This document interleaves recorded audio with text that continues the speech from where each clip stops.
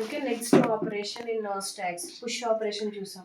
Push ఆపరేషన్లో అరే size ఎంత డిక్లేర్ చేసాం? 5 ఎలిమెంట్స్ని ఇన్సర్ట్ చేసాం. 10, 20, 30, 40, 50. మన టాప్ వాల్యూ ఎంత ఉంది ఇక్కడ? అప్పుడు 4.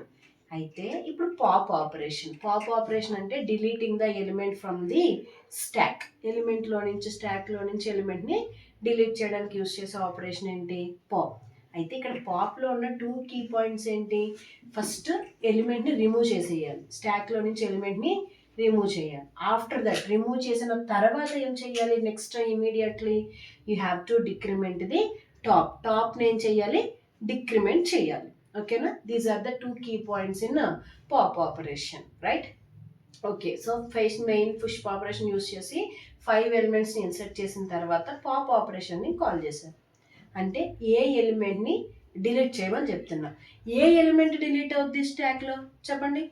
లాస్ట్ ఇన్ ఫస్ట్ అవుట్ కాబట్టి లాస్ట్ ఇన్సర్టెడ్ అయిన ఎలిమెంట్ ఫస్ట్ రిమూవ్ అవ్వాలి. లాస్ట్ ఇన్సర్ట్ అయిన ఎలిమెంట్ ఏంటి? 50. అంటే ఫస్ట్ ఏ ఎలిమెంట్ రిమూవ్ అవుద్ది? 50 రిమూవ్ అవుద్ది. ఓకేనా? ఎస్. ఇప్పుడు ఫంక్షన్ని కాల్ చేసాం. ఆ ఫంక్షన్ని ఇమీడియట్లీ ఇక్కడ ఎప్పుడైతే పాప్ అనే ఫంక్షన్ని కాల్ చేసామో it return some value which data type integer. So ఇమీడియట్గా ఇక్కడ కన్సోల్ అనేది ఏమవుతుంది? బ్రేక్ అవుతుంది. ఫంక్షన్ ఇంప్లిమెంటేషన్ దగ్గరికి వస్తుంది అనమాట.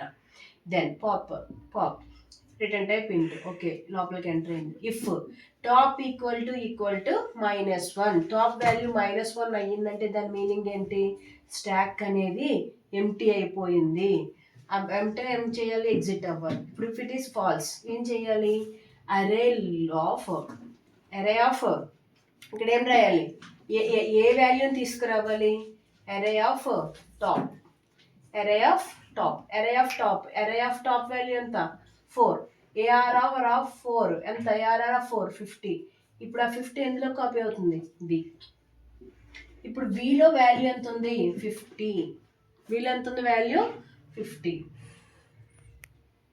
ఓకే, ఇమీడియట్గా ఫస్ట్ ఎలిమెంట్ని రిమూవ్ చేసాం. After that you have to decrement the top వాల్యూని ఏం చేయాలి?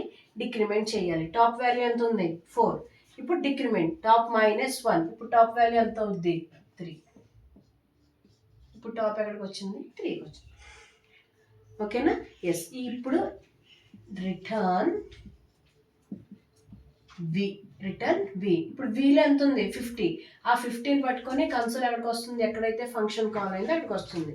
ఆ 50ని ఇప్పుడు ఎందులో కాపీ చేస్తుంది? ఈ విలోకి కాపీ చేస్తుంది. ఇప్పుడు ఈ విలో ఎంత ఉంది వాల్యూ? 50. ఫర్ సపోజ్ మీరు for understanding purpose it is termed as V1. ఈ 50 ఇప్పుడు ఎందులో కాపీ అయింది? V1లోకి కాపీ అయింది. ఇప్పుడు ఆ ఎలిమెంట్ని మనం ప్రింట్ చేసుకుంటాం. printf popped element is V1.